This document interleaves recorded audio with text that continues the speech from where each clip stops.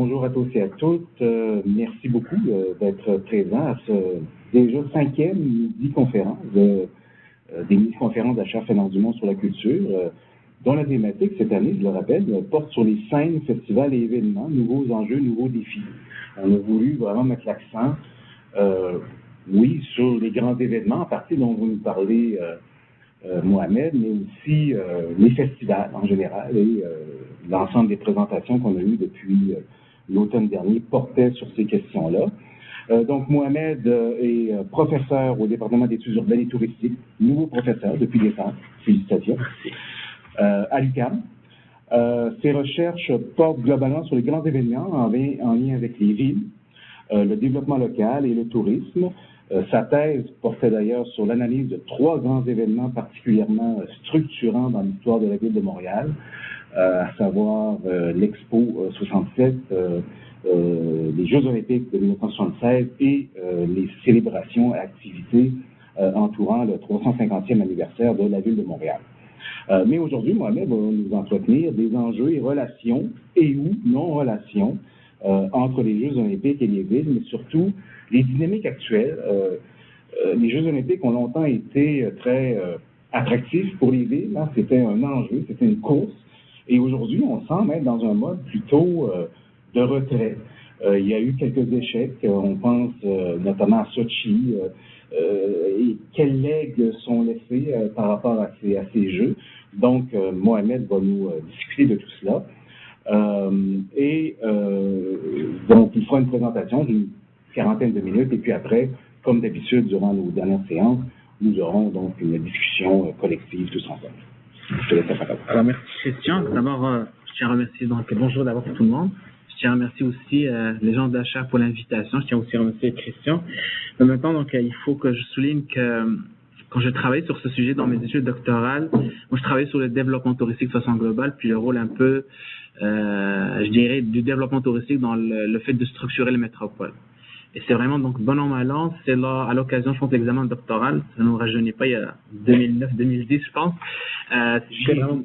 J'étais exactement, c'est sur proposition vraiment, justement, donc, de Christian, quand il travaillait plutôt sur le développement touristique à travers vraiment les grands événements. Donc, depuis ce temps-là, donc, je me suis intéressé, donc, l'idée a fait son chemin.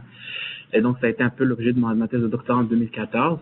Et donc, parfois, cette question un peu me travaille sur la question un peu du rôle des grands événements et particulièrement des Jeux olympiques dans le développement principalement touristique, mais aussi dans le développement global des villes. Et comme le disait Christian à juste titre, c'est vraiment une problématique qui est de plus en plus présente, de plus en plus soulignée, que ce soit à travers les médias, que ce soit à travers un peu ce qu'on voit dans les images, à travers la télé, etc., à dire qui veut encore des Jeux. Et donc là, j'ai repris un peu un titre de... Je vois un peu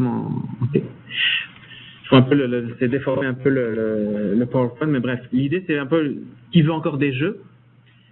Parce que, comme disait Christian, c'est effectivement, on a l'impression aujourd'hui qu'il y a moins de villes qui se précipitent vraiment pour déposer leur candidature pour accueillir les Jeux olympiques. Et là, moi, je ne fais pas de différence en quelque sorte entre les Jeux d'hiver ou d'été. Pour moi, c'est la même chose en quelque sorte. Donc, c'est vrai qu'il y a vraiment beaucoup de nuances à apporter, mais je dirais sur le plan, je dirais, de l'impact de ces événements sur les villes, ça reste à peu près la même chose. Maintenant, au début, je voulais quand même faire un constat. Est-ce que c'est vrai les villes hésitent de plus en plus à postuler ou s'il y a vraiment une image qui nous est véhiculée à travers vraiment les médias? Donc, c'est ça la question. Alors, je suis allé voir un peu quelles sont les villes hautes qui ont organisé donc, les Jeux depuis 1990. Donc, on peut dire villes hautes ou villes hôtesses, donc les deux sont valables. Et donc, finalement, donc, c'est quand même depuis les années 90, c'est quand même 3 décennies, on est déjà dans la 4e décennie. Et on peut voir, donc, il y a quand même, c'est très diversifié. Mais en même temps, ça reste très concentré dans un certain nombre de pays. Surtout, je pense, les années 90, les années 2000 aussi, donc 2010 jusqu'à aujourd'hui, ça reste concentré de ce que j'ai appelé, les grandes puissances. Donc, c'est-à-dire que la plupart, donc, des pays, donc, des villes qui appartiennent à des pays qui ont organisé les Jeux, c'est des villes, donc, qui appartiennent à des pays, donc, du G7 ou du G20. De deux, l'Europe reste généralement le pays, enfin, le continent qui a accueilli le plus vraiment d'événements depuis les années 90. quand même 7 événements, 7 grands événements, 7 Jeux olympiques depuis 1990, c'est quelque chose quand même assez conséquent pour un continent. Finalement, quand je me dis pour 2024, là on n'a pas encore connu donc le nom de la ville qui va être retenue, quand je vois finalement les villes qui ont le plus de chances, c'est Rome, Paris et Los Angeles. Finalement, à première vue, il y a encore de l'effervescence, donc les gens veulent organiser donc encore des jeux, mais pourquoi on a cette impression qu'il y a de moins de villes qui sont intéressées à postuler justement pour avoir l'organisation de jeux. Alors moi, je fais un peu une analyse un peu différente. Au lieu vraiment d'analyser les villes qui sont retenues donc pour organiser les jeux, je suis allé voir un peu les villes qui se portent candidates. Parce que ça, c'est vraiment une fois que la ville est retenue, la lumière, le projecteur, sont de moins en moins sur les villes qui ont soumis leur candidature. Et j'ai fait une analyse depuis les années 90 et le constat est quand même assez intéressant. Alors, ça, vous pouvez voir, à partir des années 90, on peut voir qu'il y a même une concentration au niveau de l'Europe. Et ça reste des pays quand même, on est des pays, ce que j'appelle moi les territoires traditionnels des jeux, la France, l'Allemagne, la Grande-Bretagne, le Canada, les États-Unis, donc l'Italie, etc. Donc c'est des villes qu'on connaît pour avoir organisé un certain nombre de jeux. Historiquement, c'est les mêmes villes qui se répètent en quelques années, à un intervalle de 20, 30 à 40 années.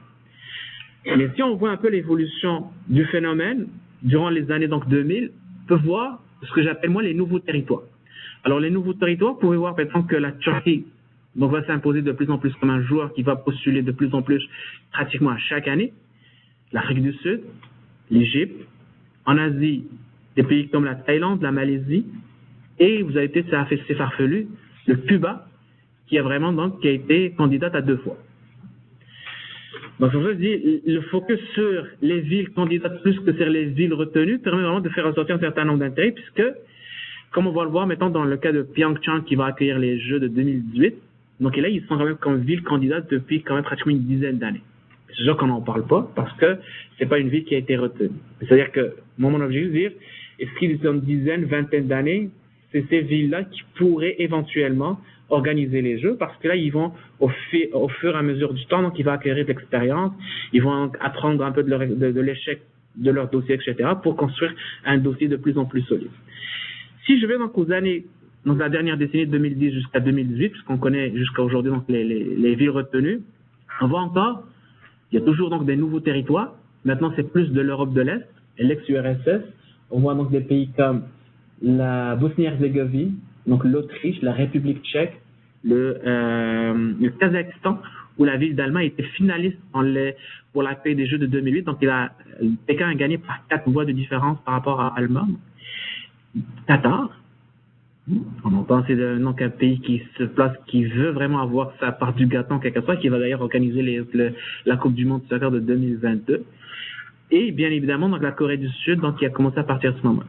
Et finalement, comparé pour voir les 3 prochaines éditions, on voit encore que le Qatar est encore là, la Turquie est encore là, le Kazakhstan est encore là, la Russie bien évidemment, l'Ukraine, la Hongrie, donc aussi donc pas mal de pays de l'Europe de l'Est, la Pologne aussi, qui continuent d'être présents à solliciter vraiment donc la venue des Jeux sur leur territoire. Bien sûr, il y a toujours les joueurs traditionnels, la France, les États-Unis sont très fortement impliqués. Je pense que sur une décennie, les États-Unis ils sont 3 fois sur 5 ils présentent un dossier. Donc pour 2024, il y avait je pense 3 villes candidates qui voulaient organiser les Jeux. Je vais vous en parler un peu plus tard. Puis finalement, c'est Los Angeles qui a été retenu au bout du processus. Mais bref, on peut voir à travers un peu cette évolution qu'il y a des nouveaux territoires donc qui commencent à s'intéresser à organiser les Jeux. Alors la question qui se pose, pourquoi cet intérêt? Alors dans ce sens-là, je présente un peu exemple de ce type vraiment donc de villes. Des villes que peut-être qu'on ne connaît pas, donc Poprad en Slovaquie, Graz en Autriche, Zakopane en Pologne, Andorre, la ville d'Or. Donc Andorre, la ville, il y a les Andorre, Andorre c'est un pays qui est minuscule, donc qui voulait organiser les Jeux. Almaty, j'en ai parlé, la Bojormie, donc Géorgie, et j'en passe. Vous voyez, dans chaque continent, il y a donc des nouveaux territoires qui se présentent à dire, nous, peut-être on pense qu'on est capable vraiment d'organiser les Jeux. Et là, comme je disais tout à l'heure, c'est la question de la motivation. Alors, la motivation de ces nouveaux territoires sont un nombre de cas. D'abord, ils cherchent un rayonnement international, la visibilité. Ils cherchent aussi, donc c'est l'occasion de développer un certain nombre d'infrastructures. faut dire qu'il y a aussi des dimensions géopolitiques, on va parler un peu plus tard aussi, et aussi des retombées économiques. Et là, je mets vraiment en guillemets, supposément, donc des retombées économiques. Alors, je ne sais pas si vous avez une idée quand je parle un peu donc de visibilité, de rayonnement international, avez-vous une idée? Les Jeux Olympiques sont vus par combien de personnes à travers le monde? Un chiffre? Oui. 1 milliard. Alors, donc, à Pékin, c'était 4,7 milliards de personnes qui ont vu les Jeux. Alors, vous comprenez qu'en termes de visibilité, c'est assez énorme. Alors, parce qu'en plus, au-delà du chiffre, donc plus je dirais le bassin plus de téléspectateurs écrans, plus ça ramène donc des fonds en termes au niveau publicitaire, plus ça ramène donc de l'intérêt sur le plan touristique, plus ça ramène aussi vraiment une certaine image. Là, on parlait tout à l'heure de la question géopolitique. C'est sûr que Pékin, au bout du compte, a été perdant sur le plan purement financier. Mais vous comprenez que l'objectif de Pékin d'organiser les Jeux, c'est sera purement symbolique, de dire que nous aussi, on est capable vraiment de faire un événement de grande ampleur, un peu à la limite, on peut défier un peu ce que l'Occident est en train d'organiser. Donc c'est un peu dans cette défiance, vraiment de l'Orient vis-à-vis de l'Occident, et Pékin voulait démontrer aussi sa puissance économique, sa puissance vraiment donc en termes d'infrastructure pour démontrer. Et c'est vrai que quand on s'est rendu sur le terrain, le changement a été quand même radical au niveau des infrastructures. Maintenant, la question qu'on va poser un peu plus tard, est-ce que ça vaut la peine? Est-ce que l'argent qu'on a investi dans ce type vraiment d'événement vaut le coup? Et vous comprenez que c'est un peu cette logique, ce questionnement, il peut être posé aussi pour tout type d'événement, au-delà un peu des grands événements. Vous pensez vraiment à des festivals. D'ailleurs, si vous remarquez, maintenant je pense que la saison des festivals va bientôt commencer à partir du mois de mai, et on va commencer toujours la question qui va revenir au niveau des médias, sur la question des retombées économiques des festivals, est-ce que ça vaut le coup vraiment de mettre des subventions, le rôle des gouvernements à l'intérieur, etc. C'est un débat qui revient à chaque année. Donc la question il reste posée. Alors donc d'abord la question du rayonnement international pour les nouveaux territoires. Deuxièmement au niveau des infrastructures, je donne un peu l'exemple à Sochi. Et je vais revenir, le cas de Sochi est quand même assez intéressant. Ils ont fait un investissement quand même de 206 millions de dollars pour développer un peu l'aéroport international pour accueillir donc des personnes qui viennent de l'extérieur pour une quinzaine de jours. On a dépensé 206 millions de dollars, sachant que c'est un aéroport, c'est vrai, à dimension internationale, mais c'est un aéroport qui va recevoir grosso modo 3-4 millions donc, de personnes, donc de visiteurs, de passagers tout au long de l'année, comparativement mettons, à l'aéroport de Montréal, qui reçoit pratiquement donc 15 millions de visiteurs à chaque année. Alors, vous comprenez que mettre 206 millions de dollars sur un tel projet, ça peut paraître vraiment donc absurde, c'est pas justifié pour un événement qui va avoir lieu pendant 15 jours. Et encore. Mais en même temps, sur le terrain, c'est vrai que les Jeux Olympiques permettent de développer des infrastructures. Et encore plus valable dans un contexte de nouveaux territoires, de pays émergents qui saisissent cette occasion pour encore une fois consolider leurs infrastructures, pour aller de l'avant avec des grands projets structurants. Mais la question qui se pose, encore une fois, est-ce qu'on pourrait faire autrement? Et donc ça, c'est quand même au niveau donc, des infrastructures. La troisième dimension, c'est au niveau des retombées économiques. Pour faire un tableau positif quand même, en termes de retombées économiques, si je vois un peu, remonte à Los Angeles, donc en 1984, quand même, le projet a laissé une belle somme à la fin, donc de 225 millions de dollars de profit. Et si je donne l'exemple de Vancouver, plus tard en 2010, il y en a quand même 15 millions de dollars de profit. Effectivement, il peut y avoir donc des retombées positives, donc que ce soit vraiment en termes de contribution au PIB, que ce soit vraiment en termes de bénéfices, mais comme on dit, vraiment le diable est dans le détail. Là, par la suite, il faut voir c'est comment a été géré donc les Jeux de Los Angeles versus les Jeux vraiment dans Vancouver. Quelle est vraiment la meilleure formule pour avoir le plus de retombées possibles. Mais a priori, les pays émergents, quand ils regardent un peu les grands événements, c'est avec ses aspirations. Je vais avoir plus de visibilité, qui va se retourner en quelque sorte de façon positive sur le rayonnement de la ville, avec plus de touristes pour les années qui suivent. Ils vont regarder aussi la question des retombées économiques, parce que c'est effectivement, donc, ils ont besoin vraiment un peu de mousser leur économie. Donc ça, c'est l'occasion rêver vraiment d'avoir un grand événement qui va avoir des retombées économiques sur l'économie locale. Et bien sûr, des dimensions politiques et géopolitiques, comme nous allons qui vont différer d'une région à l'autre, comme ça a été le cas en Russie, comme c'était le cas en Chine, et comme ça sera le cas pour les prochaines années.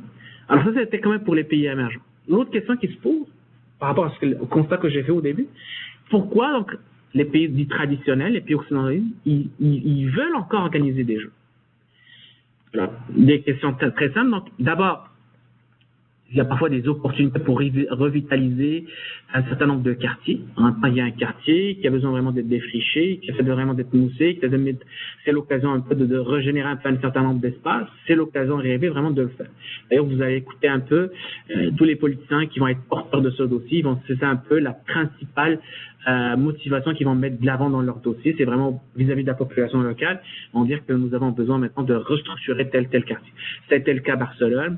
Ça a été le cas, par exemple, à Londres, où on va voir, dans l'est de Londres, c'est vraiment donc les jeux ont servi pour, encore une fois, repenser, je dirais, la structure de tout l'est vraiment de Londres, avec tous les retombées positifs qu'il y a eu autour de l'événement. Donc, il y a quand même un effet au niveau donc de l'espace. Il y a aussi une augmentation du pouvoir de la ville. Si je prends un peu l'exemple de 2012, les deux villes qui étaient vraiment finalistes, Londres et Paris. Donc, probablement que si vous connaissez un peu le contexte européen, il y a vraiment une lutte affinée entre Londres et Paris. Chaque année, il y a vraiment, il y a tout un débat sur c'est quelle est la première ville qui reçoit le plus de touristes, etc. Puis ça va dépendre de la méthode de calcul. Mais bref, on comprend que si vous organisez un événement donc de la trempe des jeux, en termes de pouvoir d'influence, vous avez plus, je dirais, une ascendance sur votre concurrent direct. Mais quand même, ça va aussi permettre de positionner la ville dans ce qu'on appelle un peu les villes globales, donc dans ce premier rang des villes globales. Donc les grands événements, donc ils s'insèrent un peu dans cette stratégie. Et finalement, augmenter l'attractivité économique. Donc encore une fois, on veut démontrer qu'on reste toujours une plateforme tournante de l'économie, donc de sa région. Donc on veut démontrer un peu son influence. Et donc la dimension économique est aussi présente. Mais vous comprenez que pour des villes comme Paris, comme pour Londres, comme pour Los Angeles, New York, etc., on n'a pas nécessairement besoin d'un grand événement pour développer l'attractivité économique. C'est déjà en place. Maintenant, c'est vraiment un événement qui va aller de plus, qui va essayer d'aider un peu ces villes à aller de l'avant, mais c'est pas le premier, je dirais, argument qu'on va mettre sur la table. Donc, quand je mets un peu les deux postulats en opposition, d'une part, les pays émergents qui ont des intérêts, qui ont des motivations différentes, versus les villes donc, traditionnelles, les villes qui organisent traditionnellement donc, des jeux qui veulent toujours accueillir. Donc, les villes, la question qui se pose, pourquoi ces villes, ils vont insister quand même, pour 2027, comme je l'ai souligné tout à l'heure, donc il y a 3 villes, Paris, Rome, Rome, Paris et Los Angeles qui organisent, donc qui sont les villes favorites pour être donc finalistes je dirais pour le vote final. Pourquoi ils vont encore une fois hésiter à postuler et à demander vraiment l'organisation des Jeux? Alors, vous comprendrez que il y a l'environnement politique, économique et social a changé depuis quand même les 20-30 dernières années. Premier élément, c'est d'abord la contestation populaire. C'est-à-dire que c'est un élément qui n'est pas nécessairement nouveau. C'est-à-dire là, si je sais pas, peut-être vous êtes un peu jeune, mais pour un peu plus jeune que ça, vous vous rappelez à Montréal, il y avait quand même une opposition à l'organisation des Jeux de 1976. Sauf que il n'y avait pas, donc, je dirais, l'effet médiatique n'était pas aussi important qu'elle est aujourd'hui. Il n'y avait pas de réseaux sociaux. Et on pouvait se dire qu'aujourd'hui, la visibilité, la place qu'on donnait vraiment à l'opposition n'était pas assez forte. À Montréal, donc le maire Drapeau, donc quand même, avait quand même une grande influence à l'époque. Et donc les oppositions étaient en quelque sorte marginales au début, vraiment, lorsqu'on a voulu vraiment déposer le dossier. Là, je parle vraiment des années 60-67, lorsqu'on a commencé vraiment à faire les premières démarches pour organiser les Jeux. L'autre exemple, c'est celui de Boston. Donc, aujourd'hui, je parlais tout à l'heure donc, de l'Allemagne. Le premier image, c'était vraiment donc, de Hambourg. Ils sont retirés suite tout simplement à un vote. Ils ont fait un référendum populaire qui a été négatif. Donc, les gens ne voulaient pas organiser vraiment les Jeux. C'est le cas de Oslo aussi. Et c'est le cas dernièrement donc, de Boston, qui était vraiment avec Los Angeles les 2 dernières villes qui étaient retenues par le comité olympique américain pour organiser les Jeux. Finalement, Boston s'est retiré parce qu'il y avait un manque de soutien populaire et surtout, il y avait aussi, donc le maire de la ville a refusé de signer un engagement comme quoi s'il y a un déficit, la ville va l'assumer. Donc, prenons compte un peu de ces considérations qu'il y avait vraiment, je dirais, un désaveu de la population et donc Boston s'est retiré quand même, vraiment vers la dernière minute. On aurait aimé avoir les Jeux à Boston, c'est tout présent. Ça a été un peu un bon pour nous. Le deuxième élément que j'appelle moi le syndrome de l'éléphant, c'est-à-dire que une fois que les Jeux sont terminés, que vous n'avez plus les projecteurs, qu'est-ce qui se passe? Comme on voit ici sur les images de Sochi, une ville déserte. À Montréal, on est particulièrement sensible à cette question. On se pose jusqu'à aujourd'hui qu'est-ce qu'on fait avec le stade.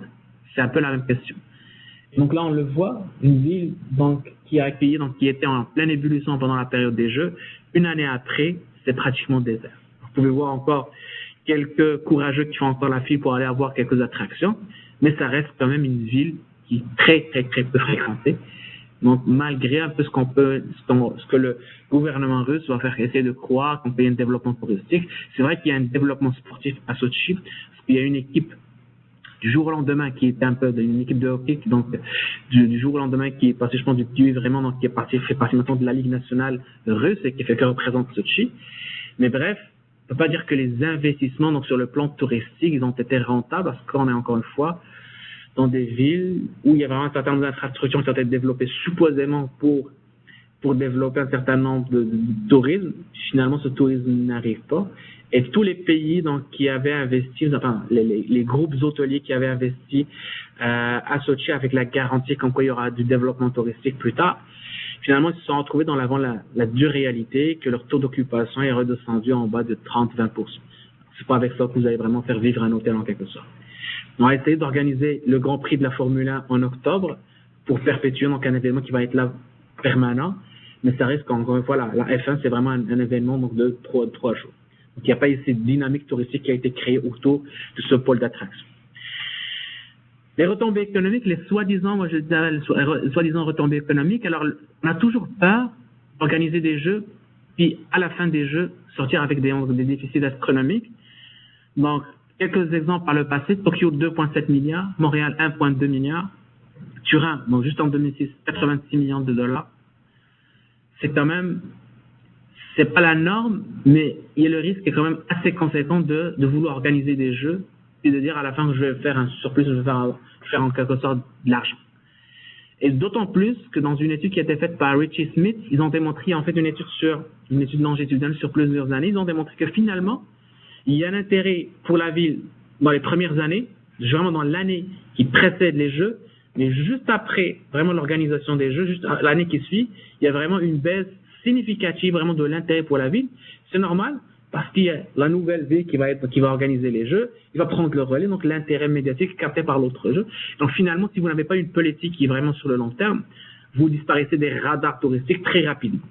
Et donc vous comprenez que tenant compte un peu de ces éléments, donc la question donc des retombées économiques qui ne sont pas nécessairement certains, la question aussi de la peur d'avoir des infrastructures qui finalement ne seront plus réutilisées, et finalement aussi la question donc de la visibilité internationale. D'ailleurs, vous avez vu quelques mois avant Sochi, il y avait quand même une publicité assez négative, des photos qui fusaient un peu sur le web, comme quoi les procès n'étaient pas encore prêts, à 3 jours de l'événement, il y avait encore des hôtels en pleine construction, et donc ce que vous espériez comme événement, comme visibilité positive, finalement, ça peut se retourner en termes d'image. On ne peut pas dire que c'est un événement. Donc, c'est un pari qui est risqué c'est un pari qui est vraiment safe en quelque sorte à 100%. Il y a un risque à prendre. Donc, tenant compte un peu de ces éléments-là, moi, je me suis dit, j'ai fait une réflexion là-dessus pour dire, pour réussir les jeux, de quelle façon il faut procéder.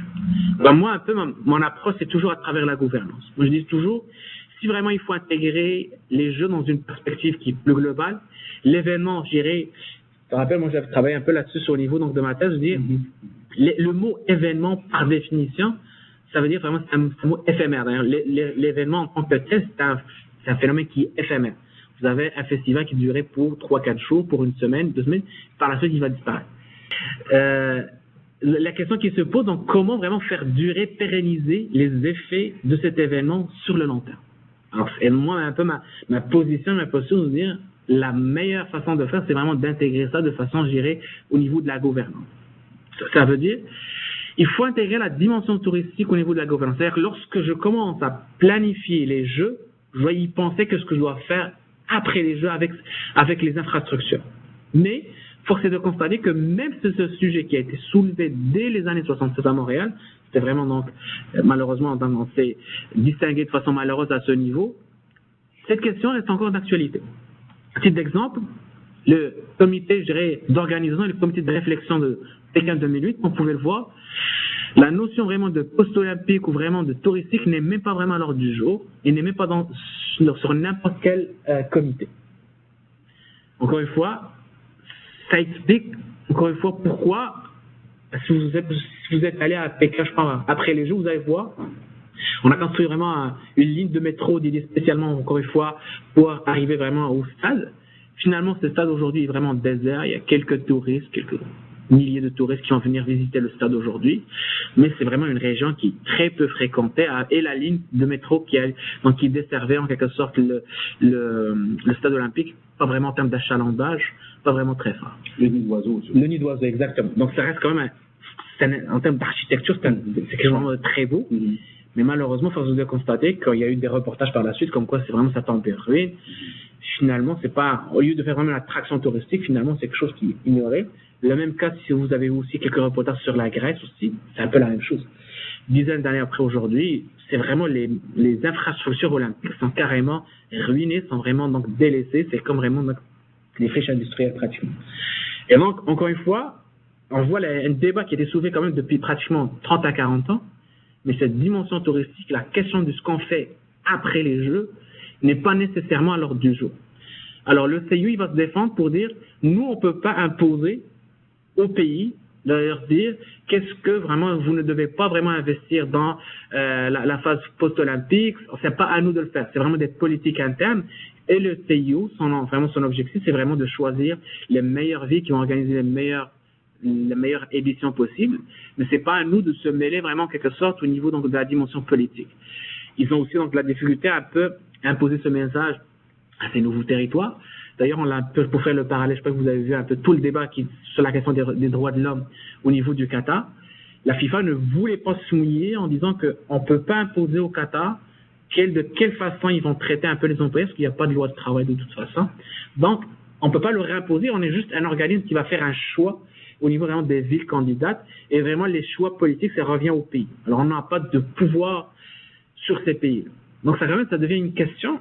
Moi, je suis un peu surpris de voir que cette question n'est pas vraiment à l'ordre du jour, même jusqu'à aujourd'hui. Qu'est-ce qu'on fait? C'est-à-dire que, vous allez voir, il y a toujours dans le rapport officiel, il y a toujours une réflexion. Qu'est-ce qu'on va faire après les Jeux? Mais jusqu'à aujourd'hui, ce n'est pas une obligation, c'est pas vraiment un critère qui va être retenu par les personnes qui vont voter pour le choix des villes. Mais cela dit, ça doit figurer dans le projet, dans le dossier qui doit être soumis vraiment au CIO. Et donc, une fois que cette question un peu touristique traitée, l'autre question, c'est l'implication citoyenne. Moi, à mon avis, il faut, encore une fois, dans un mode de gouvernance pluraliste, qui veut intégrer un peu plus donc, de personnes, aujourd'hui, dans le monde où nous vivons, je pense que l'implication des citoyens dans les projets, dans le dossier olympique, c'est quand même quelque chose de très, très important, et c'est même sine qua non. On peut penser maintenant, ici à Montréal, on a l'OPCM, vraiment l'Office vraiment des consultations publiques, on pourrait avoir donc ce type vraiment d'organisme qui va pouvoir vraiment participer, ou qui va collecter en quelque sorte les avis des citoyens pour les intégrer à une certaine plateforme. Mais moi, je me dis encore une fois, vous imaginez si aujourd'hui à Montréal, on voulait organiser les Jeux en passant par cette voie, je pense que probablement ça n'aura lieu jamais, ou ça prendrait peut-être 4 ou 5 ans juste pour vraiment mener une réflexion. Alors, jusqu'à quelle limite cette question de consultation, d'intégration des citoyens est un élément à prendre en considération? Mais bref, au moins, il faut qu'il y ait un sentiment favorable à vraiment, je dirais, impliquer les citoyens. Et ce qu'on a fait dans les autres villes que je vous ai nommées tout à l'heure, que ce soit Oslo, que ce soit Hambourg, que ce soit Boston, on a essayé d'organiser des référendums pour tâter le pouls en quelque sorte, vraiment est-ce qu'on va de l'avant ou non. Le troisième élément un peu, donc, quelque chose qui je dirais qui est propre ici au doctorat en études urbaines, c'est vraiment la question du projet urbain. Vous ne pouvez pas vraiment intégrer ce type vraiment d'infrastructure dans un cadre qui soit isolé d'un projet urbain. Il faudrait intégrer vraiment ce type d'événement, donc d'infrastructure, dans une vision à plus long terme. L'exemple parfait, moi, que je donne souvent, c'est l'exemple de Barcelone, où justement, donc le choix des infrastructures, de l'emplacement des infrastructures a été fait en fonction des besoins de chacun des territoires à Barcelone. On va dire, mettons, tel territoire a besoin plutôt d'un bassin olympique, tel territoire va avoir besoin plutôt d'un terrain donc de soccer, etc. Et donc là, on voit par la suite, une fois que l'événement est terminé, il y a vraiment une réutilisation jusqu'à aujourd'hui, vraiment de ces installations olympiques. Mais tout ça, ça a été intégré encore une fois dans le cadre d'un projet urbain. Ça coïncidait avec vraiment le maire Maragall à l'époque, dans les années 80, qui voulait vraiment faire de la ville, vraiment de Barcelone, une capitale européenne assez importante. par autant, c'est toujours une dimension géopolitique. Ils voulaient défier le pouvoir à Madrid. Donc là, ils voulaient vraiment faire comme quoi Barcelone était capable aussi vraiment de défier le pouvoir central dans une province aussi qui ressemble beaucoup à la nôtre, hein, donc qui a des aspirations aussi donc de l'indépendance. Donc le parallèle que je fais entre Montréal et Barcelone est assez intéressant. Mais bref, encore une fois, il faut intégrer ça dans une vision à plus long terme. Et finalement, l'engagement des différents paliers de gouvernement, on l'a vu quand je parlais de Boston, il y a plusieurs villes qui se sont retirées parce que soit le gouvernement fédéral ne voulait pas donc apposer sa signature, soit que vraiment c'est le gouvernement provincial, soit que c'est vraiment la municipalité elle-même n'avait pas vraiment le soutien vraiment de tous les autres paliers donc de gouvernement. Et ça c'est quand même quelque chose de très important parce que lorsque vous devez déposer votre dossier au CIO, vous devez avoir vraiment l'aval de tous vraiment les gouvernements qui gouvernent en quelque sorte un territoire. Sans ça, vous n'avez pas vraiment donc une chance d'avoir les jeux. Seul qui l'a réussi, c'est vraiment le maire Drapeau qui a eu les jeux sans qu'il y ait vraiment donc d'engagement financier. Parce que à chaque fois que vous déposez vraiment une demande, il faut une garantie financière, c'est comme une sorte de caution bancaire qu'on doit bloquer au cas où les jeux n'arriveraient pas. C'est comme une sorte de contribution pour la perte des jeux. Mais finalement, le maire d'Apo à l'époque avait dit, il n'a pas réussi à avoir vraiment donc l'aval donc financier d'Ottawa. Finalement, il a dit, même si les jeux, mettons que si les jeux n'étaient pas organisés, vous n'allez perdre les jeux, alors l'argent ne peut pas tout remplacer. Et malgré ça, il a fait un discours à son honneur quand même, tout un bel discours à l'époque qui a conquis en quelque sorte donc les gens donc du CIO pour pouvoir voter pour Montréal.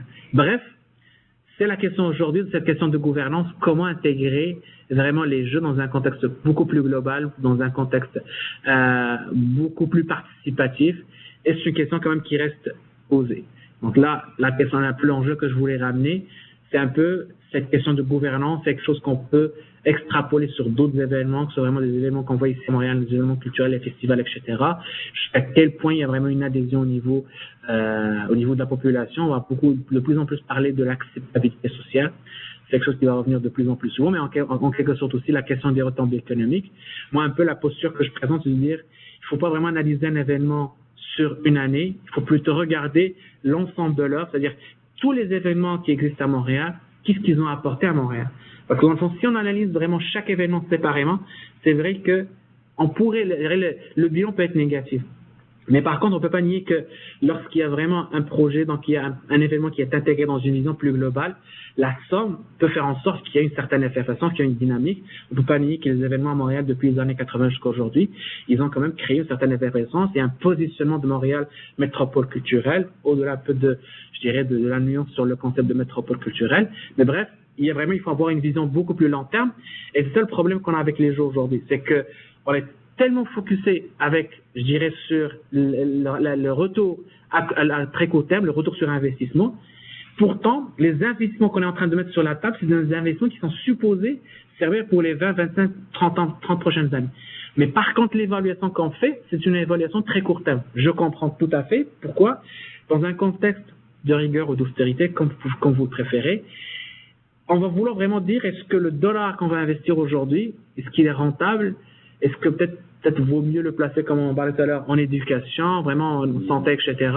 Ou bien ça vaut le coup, mettons, d'investir 100 milliards de dollars dans un projet qui, soi-disant, structurant, et finalement, on n'est pas certain si il va avoir les retombées qu'on souhaite.